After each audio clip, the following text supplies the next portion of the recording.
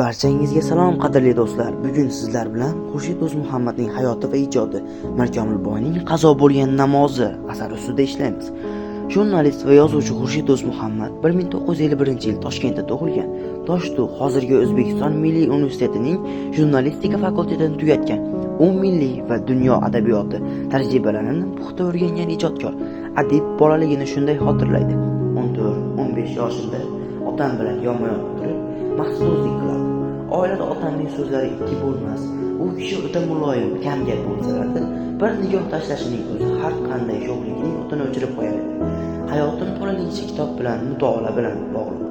Biror kunimni kitobsiz tasavvur qila olmayman. Kitob o'qimagan kunimni behuda o'tgan deb hisoblayman.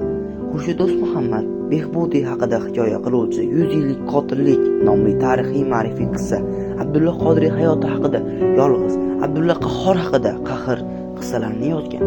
Mirkomilboy tarixiy shaxs bo'lib, 1860-yili Qo'qon xonligining Andijon shahrida boy savdogar oilasida dunyoga kelgan. 19-asrning 80-yillarida yer, suv va paxta maydonlariga ega bo'lib, katta boylik to'plashga muvaffaq bo'lgan. 20-asr boshlarida uning shaxsiy mablag'i 13-15 million so'mni tashkil qilgan. 1915-yilning oktyabrida bo'xton bilan qamalgan va surgun qilingan. Lekin 1916-yilning boshlarida rus armiyasini qurollantirish uchun 500 ming so'm berish sharti bilan surgundan ozod bo'lib Andijonga qaytgan.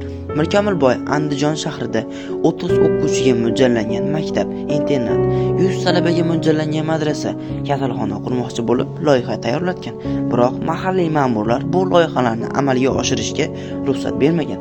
1917-yil boshlarida So'royi Islomiyat jamiyatining Andijondagi eng faol ishtirokchisi ayblog'i bilan muvaffaq hukumatning Turkistondagi vakillari tomonidan nohaq qamoqqa olingan va 1918-yil afsuski otib tashlangan. Mirkomilboyning qazo bo'lgan namozi asaridagi asosiy tushuncha.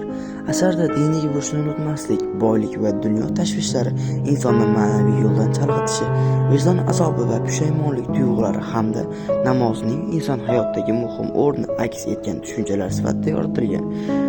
Qisqartirib aytishimiz mumkinki, diniy burch va mas'uliyat, boylik va madaniyat qarama-qarshiligi, vijdon va pushaymon namozning inson hayotidagi o'rni. Xulosa qilib aytishimiz mumkinki, asarda inson boylik va mansab ortidan quvib, diniy burchlarni unutib qo'ysa, oxir-oqibat ma'naviy zarar ko'rishi tasvirlanadi. Mirkomilboy dunyo tashvishlari sabab namozni kechiktiradi va bu uning ichki xotirjamligini yo'qotishga olib keladi. Tomosha qilganingiz uchun rahmat.